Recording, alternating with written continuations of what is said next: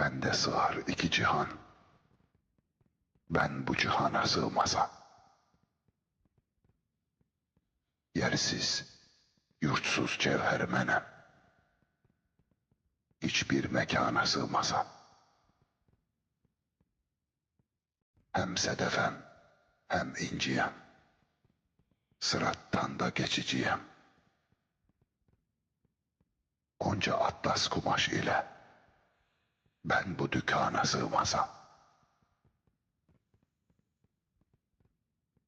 Gizli hazine menem işte, göz önünde olan da men. Maddenin cevheri menem, dağı ummana sığmasa.